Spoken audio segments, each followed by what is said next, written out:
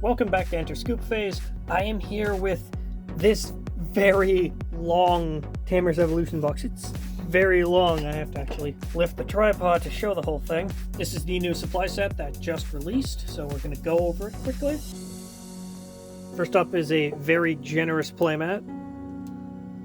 Generous in size and excellent art. Features the final form evolutions of all the protagonist Digimon from each of the shows. War Greymon, Imperial Demon Fighter Mode, Gallantmon, Emperor Greymon, Shine Greymon, and for some reason D-Cross? It should be Omega Shoutmon. What the hell? It is one of those mats that doesn't have locations and the memory marker on it. I am fine with that. I don't like having them on my mat. It's not an opinion most people have. I find that it clutters too much and it distracts from the art, and you should pick style or functionality and not crowd both on the mat, but whatever. It's a good quality feeling mat. It's not really thin like those crappy Bushiroad ones, but it's not a very thick mat either. Box also comes with a very flimsy memory marker because they didn't put the memory gauge on the mat. It just has the 6 Digimon cropped on it. They didn't give you anything to put on the marker to indicate what memory you're on though.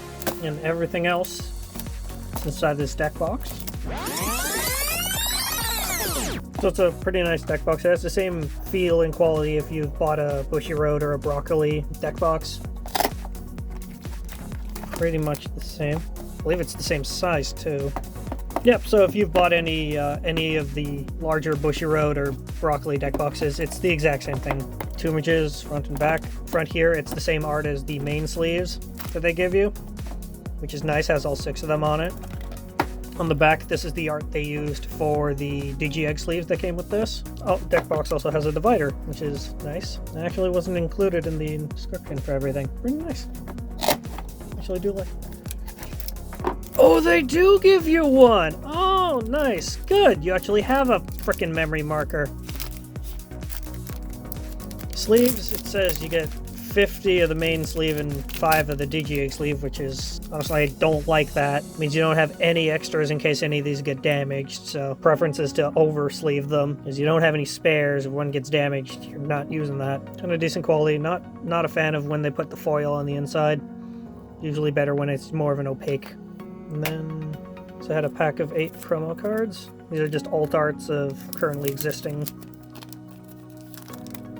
cards. So new alt art of the Promo 1 Agumon, or Greymon in background. Actually, I think they all kind of have that theme where they have just their base form on front as the card, and then their evolution is kind of hiding in the back. BT4 Agunimon alt art, BT5 Shoutmon alt art, Star X7 Guilmon, EX1 Vmon, would have liked the jamming one, but oh well. BT2 Agumon, BT3 Wormmon, and win rate 60%, which, I don't know, I love this art. It's got all the guys just like chillaxing clearly after a fight, and Shoutmon just screaming in the background, and they're just done. Then last with this deck box, do not throw this out. This is a very nice storage box. It is obnoxiously long though. Typically most Japanese card boxes tend to be this length. This one's almost double the length of a regular one. It definitely fits quite a bit in here. Can fit 6 of the typical Japanese size deck box with a little bit of extra space.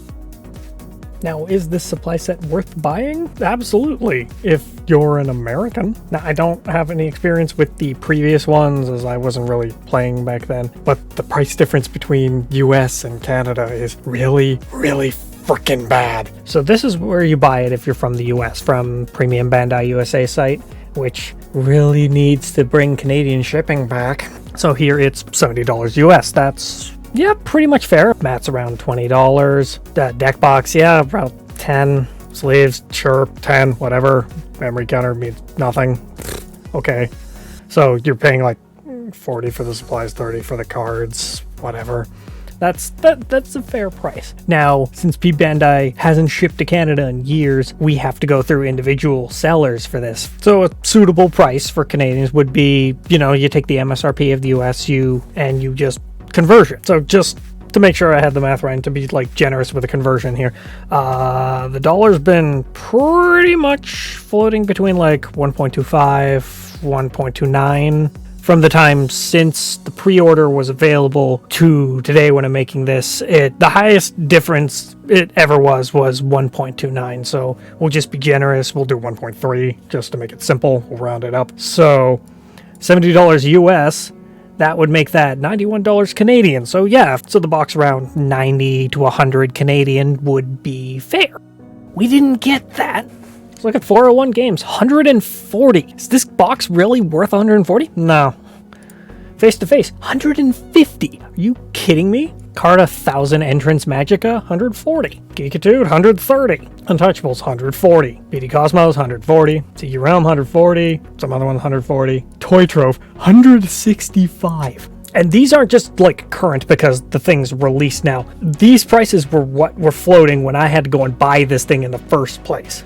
On average, this thing costs 140 Canadian. We're paying insane compared to just the 70 US. That is stupid. This is absolutely not worth that much. We shouldn't be getting charged that much. Dollar conversion is an extra 30 cents on the dollar. So why the hell are we paying double? Now, I don't know if that means that just one of them posted that price first before and everyone else saw it as like, oh, let's price it as that. Or if that's actually the MSRP for what Canadian retailers were supposed to be charging it as. It's probably the latter. It's probably that. So if you live in the United States, congratulations. There's a benefit for your place of residence. If you're in Canada like me, get fucked.